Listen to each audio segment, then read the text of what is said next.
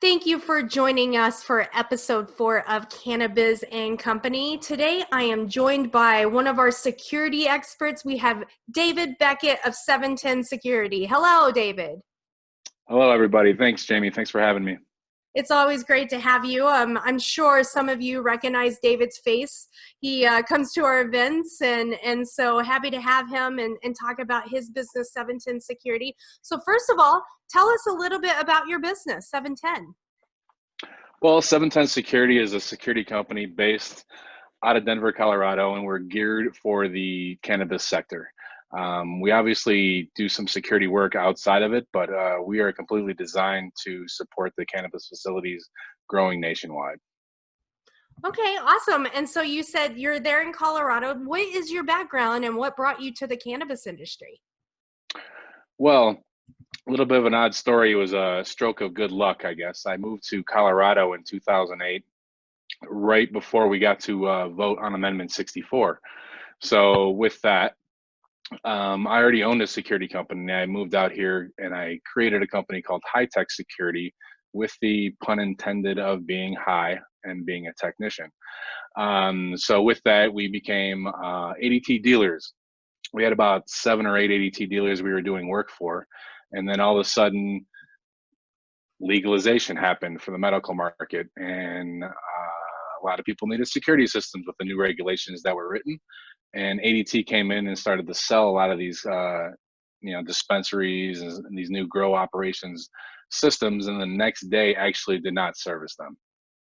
So with that, I was the subcontractor dealer. I was the one kind of getting yelled at all the time by the clients, wondering why I couldn't take care of them, and corporate ADT was literally telling us that we couldn't service those because they could lose their federal clients. So that opened the door. I honestly didn't. I wish I could say I jumped in on that and just completely shut the door and only did cannabis security at that point. But the business wasn't that good. There wasn't that much work at that time, and it took about 3 or 4 years for us to do that. So that's pretty much how the evolution of cannabis security happened here a little bit in Denver, Colorado. So is it safe to say that maybe you're one of the founding fathers of security and cannabis? I mean, you've been in this game since 2008. Yeah, there's no doubt about that, and especially with our clientele. Just recently this year, we acquired Leaf Alert. Leaf Alert was the actual first cannabis security company to exist since 2009, and their clients go back to then. So when we acquired Leaf Alert, there's no doubt about it. From our clientele to our history and our service history, we are pretty much the founding members of the cannabis security market. That's really awesome. Well, so with like comparing the Michigan market, Colorado market, what do you see? What are the things that are similar or different between Colorado regulations for security and the ones here in Michigan or even other states? You know, every state's unique, and I do believe Michigan is going to go through some hurting, growing pains with the way the regulations are written around security specifically. They're very vague. They actually they don't even label the resolution requirement that they're looking for when it comes down to clear or facial recognition shot. So they're really not even giving a guideline to provide an integrator or a client or their licensee, in a sense, the actual number what they're going to need to be compliant. It's leaving it up in the air for an inspector to be angry that day or happy that day to kind of write you up. So that's going to cause a huge problem through the growth factor that we just watched and develop here. We had pretty strict requirements here in Colorado, but they were so poor that they actually allowed analog signals. So think about it, a VCR style quality, they're allowing that. That technology still exists today in the security world. So with the way Michigan regulations are written, you're allowed to put in a VCR style quality system. So it's hard for an integrator like myself that kind of knows the way that the curve is going to go in the future of the regulations and kind of their intentions and what they're meant for when the event actually happens. They're not going to be there for the client, and they're going to learn the hard way.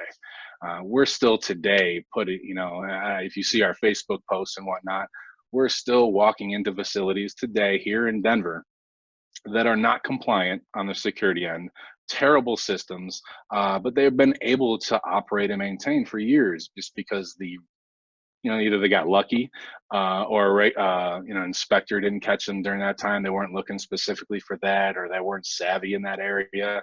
But they're literally not compliant today when we walk in still. So just fast forward that 10 years from now in the Michigan market, you're still going to have non-compliant systems. So that's what I'm trying to avoid, and trying to provide services to those clients so they don't have to learn the hard way.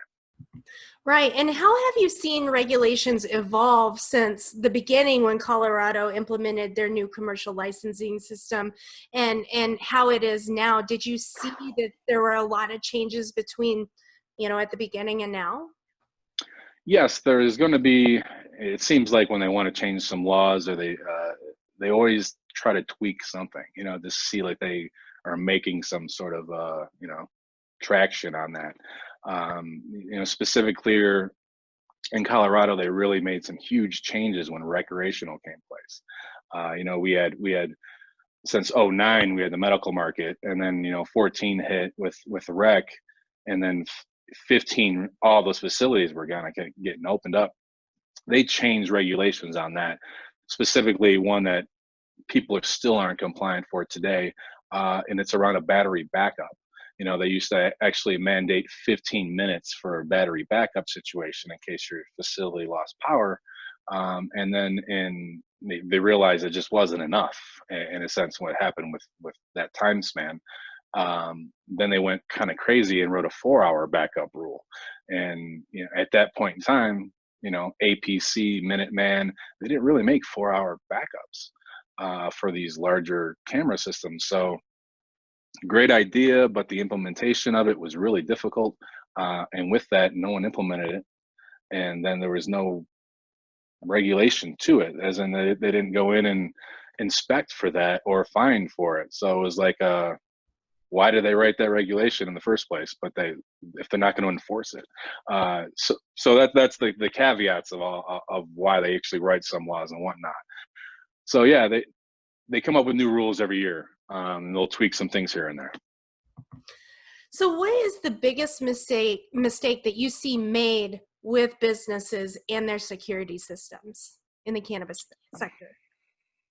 I hate to say it, but they kind of want to skimp out in a sense. They don't really want to put the money towards the security piece. And when you have the lower end regulations that are written very similar to what you got in Michigan, you're kind of allowed to skate that line. You're allowed to get a really Costco style security system, and you notice that Costco sells those security systems, but they don't have them installed for a reason. So with that, you want to kind of just go above and beyond a little bit. Maybe even look at your next state. Ohio here, which touches the border, they went the opposite direction completely. They really went buck wild when it came down to their security regulations around their program. But they did them. I could tell you what, the facilities that I have in Ohio, they're not going to be broken into. The product's not going to go out on the street. So isn't that the main goal? Yeah, the cost of entry is going to be a lot higher because of just that security system. Right. And I would hate for some of these operators to learn the hard way, because that's just a lot more money out the window. You always, just the money factor, right, of getting robbed, the cost of the damage that occurs during the break-in. Sometimes no one ever really wants to account for that, and it's really impossible to quote how much that would be. But it's upwards in the $5,000 to $15,000 sometimes, just the damage that they cause in this facility is not taking the product out. And then let's just talk about the fine. If you don't have your mandated video retention time that they're asking for, they could fine you $10,000 to $15,000. So just look at all those options and all those things that could happen to you, and then maybe say, hey, let me at least throw 50% of that money towards the security system to prevent that happening, and you'll probably just fine. So yeah, it's really the cost factor. Right. So, second to last question, what is the biggest piece of advice that you would give someone that is thinking about starting a licensed business in the cannabis industry Based around security. based around security? Make sure you hire someone that has a little bit of knowledge or experience with it. You know, I said it before, there's, you know, everybody has done security. All these security companies, they've all done, you know, systems in McDonald's or 7-Elevens or, you know, the Family Dollar. They all exist, right? They all think they could put in a camera system just because it's a little bit more complicated and the money is in the cannabis sector right now. What you'll realize is that you didn't really get what you paid for in a sense of why you thought you did on the regulations and, you know, all the little things on why you spent extra money to be protected in the cannabis space. Just make sure you have that. The experience goes a long way. New companies come up every day and some of them will be fantastic, some of them won't. You're going to take a gamble, but experience, I think, make sure you do some homework. Awesome. And our last question, how do people get a hold of you? You can reach us a couple different ways. Our 800 number is 888-420-1710. We kind of make it a little easier for the cannabis. That's amazing. Easy to remember. That's awesome. Easy to remember. And with that, we also have 710security.com LTD. I'm sorry, 710securityltd.com. And we're also in the works of working with another cannabis connection member to redo our webpage and everything else as well. So you can reach us at as well, or directly to me at david@710security.com. Awesome. Well, thank you so much for your time today. David Beckett with 710 Security. And thank Thank you, you Jamie. all for joining us, and see you next time. Bye. Have a good one.